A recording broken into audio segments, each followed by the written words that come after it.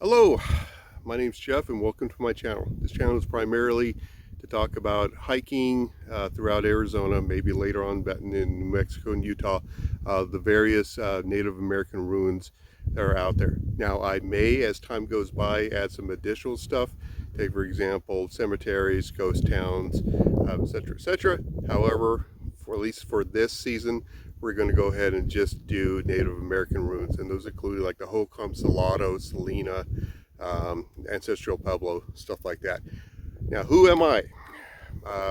I've been here, my wife and I moved here roughly about 20 years ago. Been living here, been really interested in hiking for probably about the last 10, 15 years. Fell in love with it. A guy named Dave Wilson had published a book years ago that I picked up called Hiking Ruins Seldom Seen. And I wanted to get into hiking, didn't know much about it, what do I do, etc., etc. Picked up his book, and he listed in his book roughly about 30 to 40 different Native American sites throughout the Southwest. Some are really, really easy to get to, but some are very hard, a lot of bushwhacking. But these are ruins that were ones that don't have a forest ranger, or they don't have a gift shop, or there's not brochure, stuff like that. These are ones where you're going to park someplace and you're going to start walking, and you better know where you're going. Now, why do I create this YouTube channel? It was for my family. I want to show my kids and my grandkids what I love doing. This is something I always talk about. I talk about it with some of my friends at work. I talk it with my family. My uncle has gone with me on a couple of these excursions, stuff like that. But I just wanted to record it. Secondly, also, I know there's a lot of people out there in Arizona that do a lot of hiking. And when I tell them where I hike to, take for example, like where I'm at right now, St. Clair, Native American ruins, they're outstanding. Oh, surprised, never knew anything about it. So I'm using this also as a reference for those out there who may be interested in visiting some of the sites I do. Take for example, let's say St. Clair here, Agua Fria, up in Sedona, stuff like that. Next thing also, this is not going to be a professional website. I have a job. I'm sorry, I can't spend a lot of time.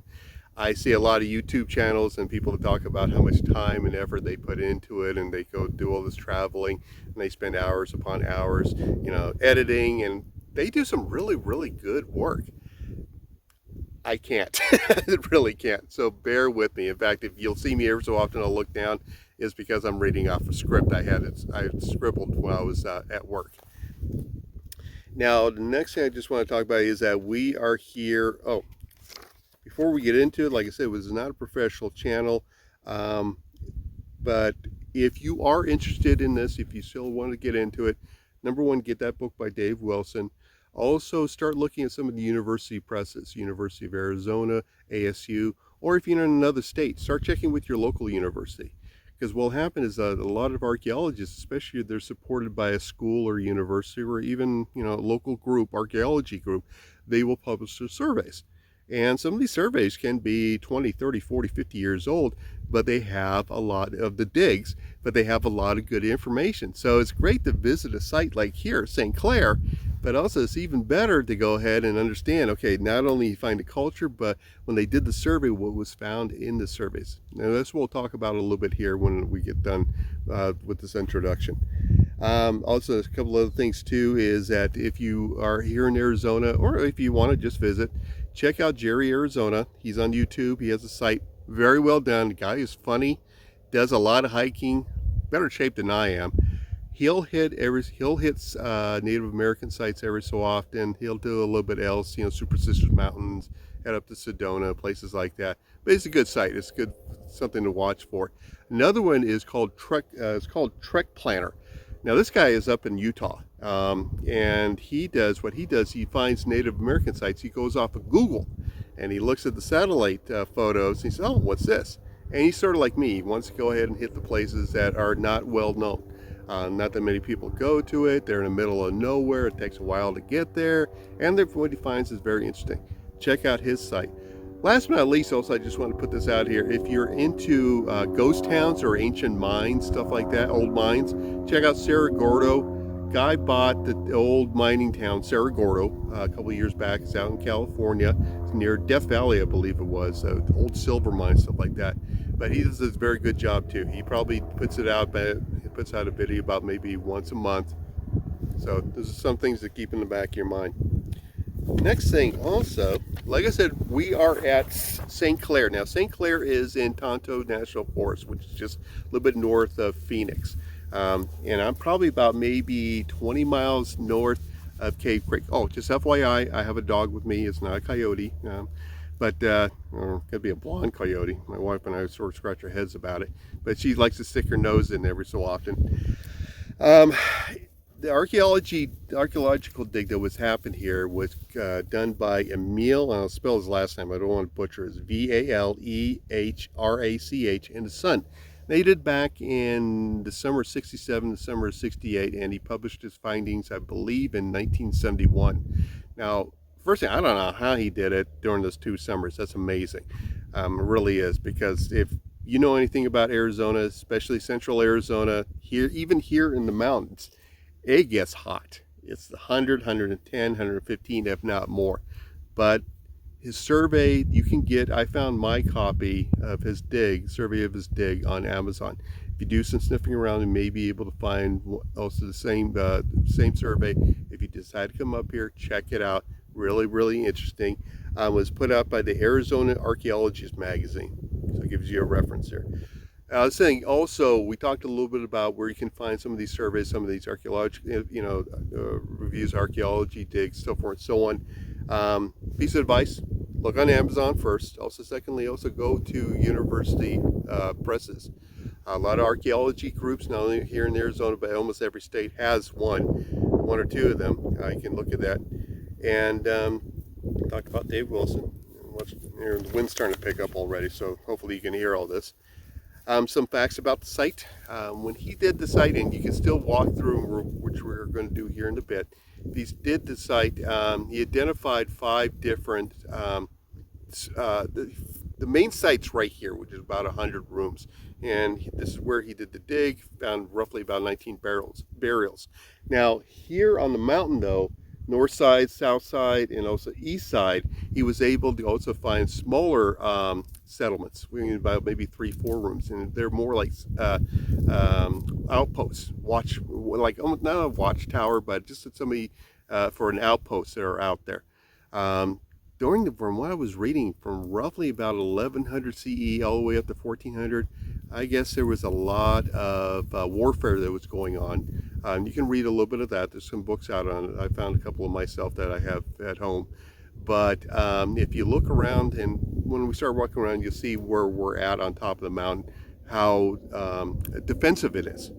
And what happened was that they think that there was doing agriculture down at the St. Clair Spring, which is right down the mountain, but most of the people, roughly about 300 plus or minus, were actually up here on top of the mountain.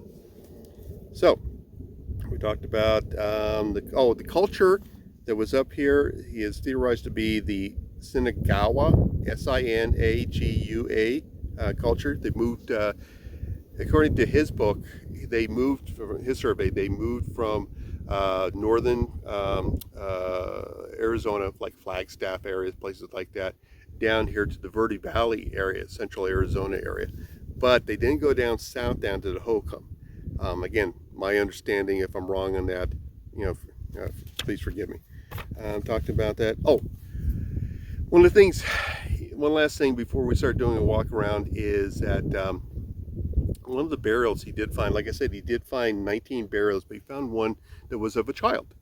And the child had a necklace, bracelets, and anklets of seashells. And these seashells appear to come from the Sea of Cortez. So it's really interesting to find out that, hey, not only did they do, there was a lot of trade going on with the north and so forth and so on, but there was stuff that was actually coming, from the south, hundreds and hundreds of miles. So again, if you start finding areas, let's say you want to go to Squaw Creek, you want to go to Pueblo La Plata, you want to go to St. Clair, get the surveys, spend the extra $5, $10, $15 and read up on it. Even if you don't understand it, it's kind of neat to look at. It's kind of neat to go through them. So I'm going to go ahead and turn this off, and I'm going to go ahead and I'll start doing the tour with you. I'll start showing you the different sites, the different what the place looks like, so forth and so on, and then we'll go from there. Okay, I'm back. The wind is starting to pick up, so what I want to do, now on top it's starting to get hotter. It's only supposed to hit 80 degrees up here, but when you look at 80 degrees here in the desert, it's been my experience, it's more like 90 degrees. Add another, it's like taking a picture. Oh, look, I gained 20 pounds. Well, guess what? Same thing when it gets to 80, when they say it's going to be 80, it's going to be like 90. So I want to go ahead and knock this out before 12 o'clock rolls around. So what I'm going to do is this. I'm going to go ahead and start walking the site through the mountain right here. I'm going to cut on, off and on, back and forth, show you different things. One of the things also, if it starts getting too windy, start getting too irritating, when I get back and I start editing this, I'll go ahead and put some music on and stuff like that. But at the very least, you get to see what the site looks like. Now, we're at the old site, like I was saying before, and if you... behind me is the top of the hill.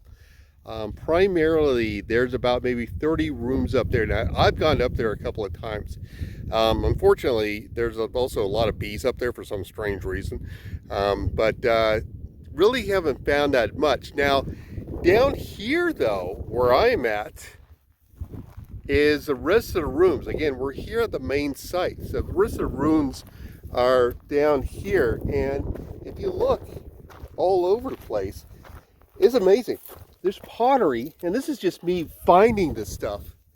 There's pottery, and let's see if you can say, everywhere, literally everywhere. I've even found what they call black on white or white on black pottery as the time's gone by. It was kind of neat. So I'm gonna go ahead and turn this around, and hopefully you can see what I'm looking at. These are some of the rooms, I want to say rooms, but these are some of the rooms we talked about. As you can tell, what it was when they would build a wall,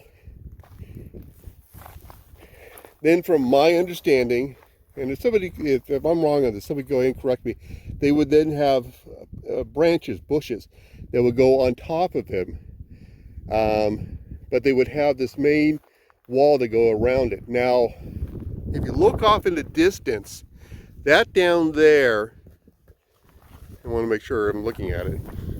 You see it? That is Horseshoe Lake, and that's the valley down there, and that's looking up north toward Verde.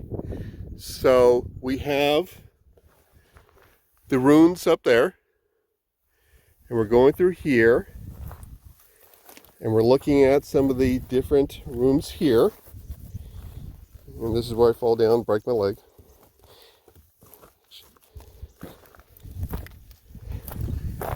Okay, going through here. More. And then which goes out to the point out there. And that's looking, okay, that's north, so that'd be east over there. So I'm going to go ahead and head down there. And then afterwards, I'll go ahead and point it out, and we can go ahead and see everything that's in front of us right here. Okay, now I just walked to the other side of the summit right here, and that's where we were at just a little while ago, and that's where the 100 rooms are. And what I'm going to do is I'm going to do a panorama, do a 360, so you can see how in the middle of nowhere we're at. So we got right there. We're going through. Can't see the glare, but we're going to pretend. That right there is Horseshoe Lake. That's a road that heads down to Horseshoe Lake.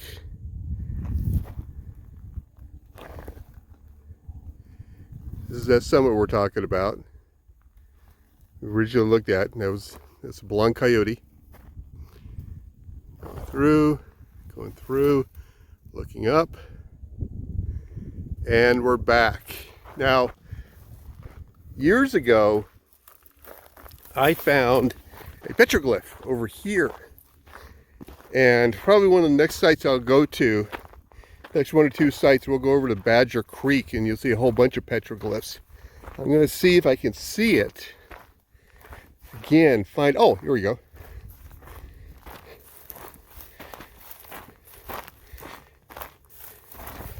And if you look, I don't know if you can actually see it, but hey, nothing ventured, nothing gained. Just get my shadow. But there you go. See this right here? And that's the only one I was able to find here. I mean, some of the other sites, like I said, Badger Creek, Pueblo de la Plata, Squaw Creek, so forth and so on, there's hundreds, tens, 20s, hundreds of them. Superstition Mountains, Hieroglyph Trail, literally has hundreds of them. But here, we're only about to find one. Oh, while we're here, I also want to show you down this. Now, again, as a reference, there's the top of the mountain where all the rooms are. Now, I did this just for giggles last year. I crossed down. Let's see if I can turn around without falling off the mountain. Oh, okay. See where all the green is right there? Cross down there. And actually, there's a ravine there. Yeah, it was kind of really, next time I better plan it, but almost fell down the ravine, crossed over, went over here on the ridge, kept going down, and that's where I found a sixth site that was not on the survey. About 6 or 7 different ruins. Now, Emil, the archaeologist that did it here, he said probably about 90 to 95% of all the sites here had not been surveyed. So who knows what's out there? And here's the thing: this is such isolated. A lot of times you'll find most of the sites here at Clair, 1 or 2 of them have been touched by pot hunters, and they were probably, who knows, cowboys coming through, Boy Scouts, I don't know. But the thing is, though, a lot of this, he said that they probably about 90-95% of them were not touched by pot hunters. So big thumbs up on that. That's why we're probably finding a lot of pottery around here. So I'm going to go ahead and turn this off, and we'll go hit another spot. Okay, we're walking back, and I want to show you a little bit more of the rooms. I keep on wanting to say ruins. The rooms that they have up here.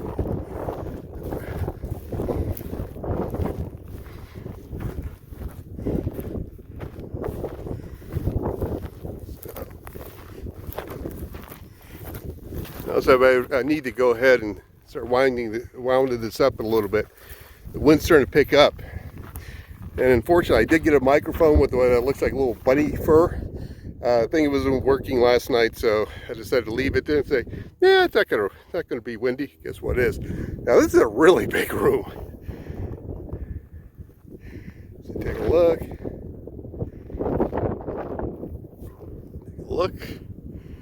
Looking back up at there.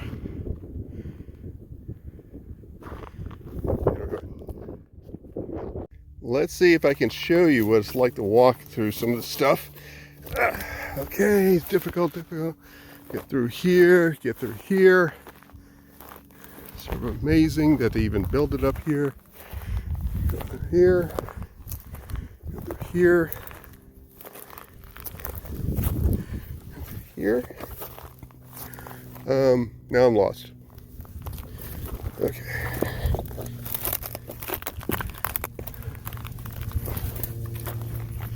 I got a feeling I'll be doing a lot of editing when I get this back.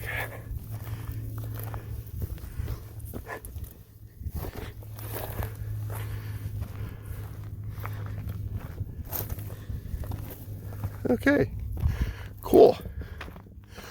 One last thing too, also I noticed, is that in the survey, the archaeologist that did it, if you ever do get it, you'll see a map, which he records all the major rooms that are up here. The thing is, though, I look around here, and you have some terracing here, but then you have these wide open spaces, which I think were sort of like courtyards, which is kind of neat too.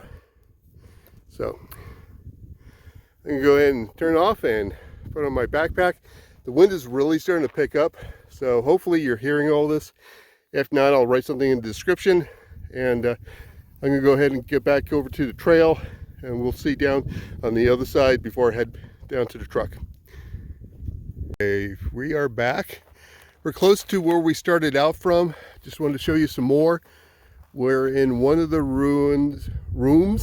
you want to say ruins, rooms right now to give you, see where we're at. That's the top of the mountain, the very top where the ones I first talked about. Oh, give me a second. Here's some more pottery. Again, there's a lot of pottery around here. I found a piece a couple of years ago that had the lip still on it.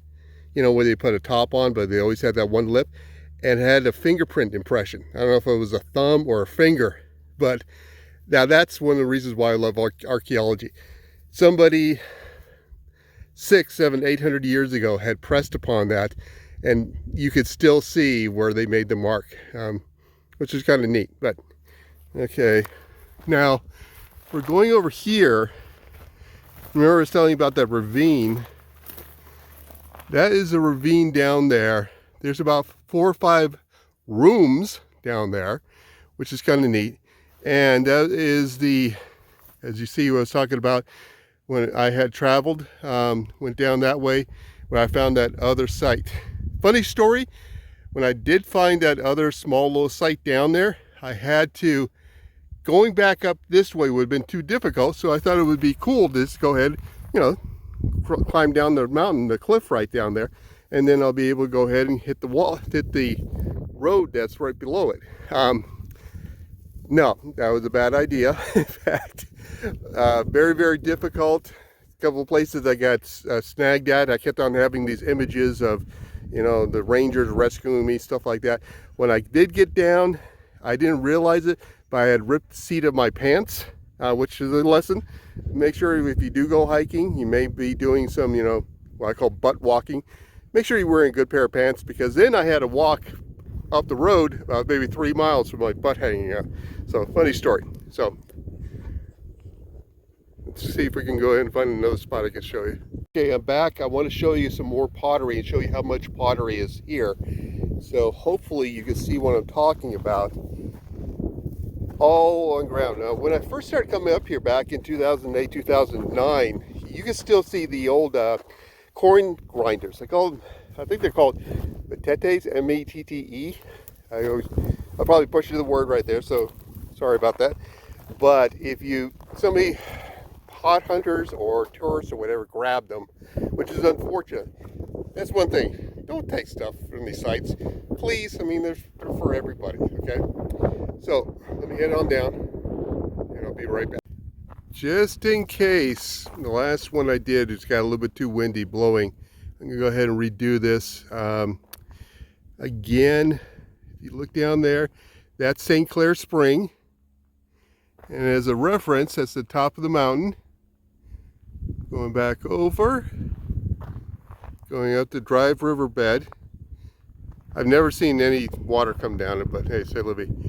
And if you look way, way down there, that is the truck. So it is not, for those who want to visit, quite honestly, it's not a long hike. It's not like a 5, 10, 10 miler. It probably only about maybe half a mile, but it is steep. So if you do decide to come up here, make sure, number one, wear a good pair of pants, as I was telling you with my last story. Also, number 2, gloves. You see these I use because you're doing a lot of grabbing, a lot of not bushwhacking per se, but grabbing on the bushes. And last but not least, good hiking boots, please. I saw somebody come up here. I took a friend up here one time. She wore tennis shoes. Bad move. So I'm going to put all this stuff away. I will talk to you one last time when I head down to the bottom. Talk to you then. Bye. Hello. It's the next day. What happened was I was heading down the mountain, no problem, didn't fall off a cliff or anything weird like that. However, when I did get down to the truck, I found out the juice in the battery in the camera had run out. So guess what? It was already hot. The dog was tired. I was tired. A little bit sunburned. Decided to go ahead and do the goodbye, last part of the video at home. So it is the next day, but I just want to say thank you for joining. Greatly appreciate it. If you have any comments, if you want to make any corrections, please don't hesitate to put it into the comments down below. But besides that, I hope you guys, everybody, have a fantastic day. Oh, what I'll probably do is also too is that maybe the next week or two, I'll see if I can do a little bit easier one like Badger Creek or Clair Ruins. Let me see what happens. Have a great week. Talk to you later.